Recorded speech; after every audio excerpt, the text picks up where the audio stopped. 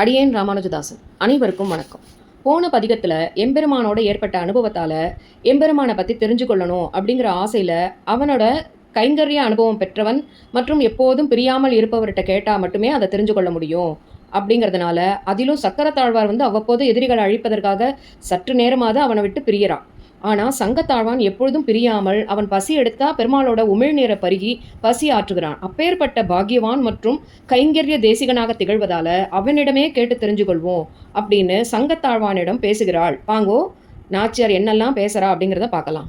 கற்பூரம் நாருமோ கமலப்பூ நாருமோ திருப்பவழ செவ்வாய்தான் தித்தித்திருக்குமோ மறுப்பு ஒசித்த மாதவன் தன் வாய் சுவையும் நாற்றமும் விருப்புற்று கேட்கிறேன் சொல்லாழி வெண்சங்கே கம்பீரமாய் வெளுத்த நிறத்தில் இருக்கும் பாஞ்சஜன்யமே குவளையாபீடம் என்னும் யானையின் கொம்பை முறித்த கண்ணபிரானின் திருவதர ரசத்தையும் வாசனையையும் நான் ஆசைப்பட்டே உன்னை கேட்கிறேன்.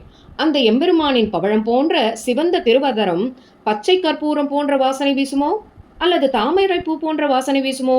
இனிப்பான ரசத்தை கொண்டிருக்குமா? நீ சொல்லு. கடலில் பிறந்து கருதாது பஞ்சனன் உடலில் வளர்ந்து போய் ஊழியான் கைத்தலத்திடரில் குடியேறி தீய அசுரர் நடலை படமுழங்கும் தோற்றத்தாய் நற்சங்கே. அழகிய பாஞ்சஜன்யமே, நீ கடலில் பிறந்து பஞ்சனன் என்ற அசுரனுடைய உடலிலே போய் வளர்ந்ததை கருத்தில் கொள்ளாமல் எக்காலத்திலும் இருக்கும் எம்பெருமானுடைய கைத்தலம் என்கிற உயர்ந்த இடத்தில் குடிபுகுந்து கொடிய அசுரர்கள் துன்பப்படும்படி பெரிய கோஷத்தை செய்கிறாய். எம்பெருமானுக்கு வேண்டாதவர்களை அழிப்பது போல் எம்பெருமானுக்கு வேண்டியவர்களை நீ வாழ்விக்க வேண்டுமன்றோ? ஆகையால் உன்னிடம் கேட்கிறேன். தடவரையின் மீது சரற்கால சந்திரன் இடைவுவாவில் வந்து எழுந்தால் போல் நீயும் வடமதுரையார் மன்னன் வாசுதேவன் கையில் குடியேறி வீற்றிருந்தாய் கோலப்பெருஞ்சங்கே. அழகிய பெரிய பாஞ்சஜன்யமே, இளையுதர் காலத்து சந்திரன் பௌர்ணமி தினத்தில் பெரிய உதயகிரியில் வந்து எழுந்தார் போல வடமதுரையில் உள்ளார்க்கு தலைவனான வாசுதேவன் எம்பெருமான் திருக்கையில் நீயும் குடியேறி உன் மேன்மையெல்லாம் தோன்றுபடி இருக்கின்றாய். ஆகையால் உன்னை கேட்கிறேன். சந்திர மண்டலம் போல் தாமோதரன் கையில் அந்தரம் ஒன்று இன்றி ஏறி அவன் செவியில் மந்திரம் கொள்வாயே போலும் வலம்புரியே இந்திரனும் உன்னோடு செல்வத்துக்கு ஏளானே. வலம்புரி சங்கே, தாமோதரன் எம்பெருமான் திருக்கையில் சந்திர மண்டலம் போலே இடைவிடாமல் இருந்து கொண்டு அவனுடைய காதில் ரகசியம் பேசுவது போலே இருக்கின்றாய். செல்வத்தில் மிகுந்த இந்திரனும் உண்மையான கைங்கரியம் செய்வதில் உனக்கு ஒப்பாக மாட்டான். உன்னோடு உடனே ஒரு கடலில் வாழ்வாரை இன்னார் இணையார் என்று எண்ணுவார் இல்லைகான். மன்னாகி நின்ற மதுசூதனன் வாயமுதம் பன்னாளும் உண்கின்றாய் பாஞ்சஜன்யமே. ஓ பாஞ்சஜன்யமே, ஒரே கடலில் உன்னோடு கூடவே வாழ்கின்றவர்களான சங்குகள் முதலான மற்றும் பலரை ஒரு பொருளாகவும் மதிப்பாரில்லை பார். நீ ஒருவனே எல்லோருக்கும் தலைவனான மதுசூதனன் எம்பெருமானின் வாயமிர்தத்தை பலகாலமாக பருகிக் கொண்டிருக்கிறாய். ஆகையால் நீயே பாக்யவான். போய் தீர்த்தம் ஆடாதே நின்ற புனர் மருதம் சாய்த்து ஈர்ந்தான் கைத்தலத்தே ஏறி குடிகொண்டு செய் தீர்த்தமாய் நின்ற செங்கன்மாள் தன்னுடைய வாய் தீர்த்தம் பாய்ந்து ஆடவல்லாய் வலம்புரியே.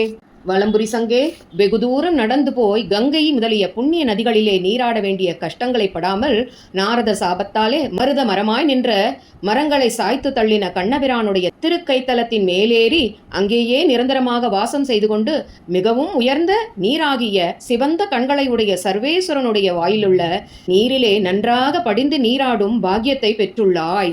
செங்கமல நாள் மலர் மேல் தேன் நுகரும் மன்னம் போல் செங்கன் கருமேனி வாசுதேவனுடைய அங்கை தலம் ஏறி அன்ன வசஞ்செய்யும் சங்கு அறையா உன் செல்வம் சால அழகியதே. புதிதாக மலர்ந்த செந்தாமரை பூவில் படிந்து தேனை குடிக்கும் அன்னப்பறவை போன்று சிவந்த திருக்கண்களையும் கரிய திருமேனியையும் உடைய கண்ணன் எம்பெருமானே அழகிய திருக்கைத்தலத்தின் மேலேறி சயனத்திற்கின்ற சங்குகளில் சிறந்தவனே, உன்னுடைய கைங்கரிய செல்வமானது மிகவும் சிறந்தது. உண்பது சொல்லில் உலகளந்தான் வாயமுதம் கண்படை கொள்ளில் கடல் வண்ணன் கைத்தலத்தே பெண்படையார் உன்மேல் பெரும் பூசல் சாற்றுகின்றார் பண்பல செய்கின்றாய் பாஞ்சஜன்யமே. வலம்புரியே, நீ உண்பதோ உலகளந்தான் எம்பெருமானுடைய திருவாயில் உள்ள அமிர்தம். நீ சயனம் கொள்வதோ கடல் போன்ற நிறத்தை உடையவனான அந்த எம்பெருமானுடைய திருக்கையிலே. இப்படி இருப்பதாலே பெண் குலத்தவர்கள் எல்லோரும் உன் விஷயமாக பெரிய கூச்சல் போடுகின்றனர். எங்களை விட்டு நீ மட்டும் எம்பெருமானை அனுபவிக்கும் அநியாயமான காரியத்தை செய்கின்றாய். இது சரியா? 16ஆம் ஆயிரவர் தேவிமார் பார்த்திருப்ப மதுவாயிற் கொண்டாற்போல் மாதவன் தன் வாயமுதம் பொதுவாக உண்பதனை புக்கு நீ உண்டகால் சிதையாரோ உன்னோடு செல்வப் பெருஞ்சங்கே. எம்பெருமானை எப்பொழுதும் அனுபவிக்கும் பெரும் செல்வத்தை பெற்றுள்ள ஸ்ரீ பாஞ்சஜன்யமே, 16,000 தேவிமார்கள் கண்ணன் எம்பெருமானின் வாயமுதத்தை பருகலாம் என்று பார்த்திருக்க, எம்பெருமானின் அடியார்கள் எல்லோரும் பகிர்ந்துண்ண வேண்டிய அந்த எம்பெருமானின் வாயமிர்தத்தை நீ ஒருவனே ஆக்கிரமித்து தேனை உண்பது போல் உண்டால் மற்ற பெண்கள் உன்னிடம் வாதம் செய்ய மாட்டார்களோ? பாஞ்சஜன்யத்தை பர்பநாபனோடும் வாய்ந்த பெருஞ்சுற்றம் ஆக்கியவன் புதுவை ஏய்ந்த புகழ் பட்டர்பிரான் கோதை தமிழ் ஈரைந்தும் ஆய்ந்து ஏத்த வல்லார் அவரும் அணுகரே. ஸ்ரீ பாஞ்சஜன்யத்தை எம்பெருமானோடே பெரிய உறவை உடையவனாக ஆக்கியவளும் அழகிய ஸ்ரீவில்லிபுத்தூரில் அவதரித்தவளும் நிறைந்த புகழை உடையவளும் பெரியாழ்வார் திருமகளுமான ஆண்டாள் அருளிச் செய்த இந்த 10 பாசுரங்களை பாடி இதை கொண்டு எம்பெருமானை துதிக்க வல்லவர்களும் என்னை போலே எம்பெருமானுக்கு நெருங்கிய உறவு உடையவர்கள் ஆவர்.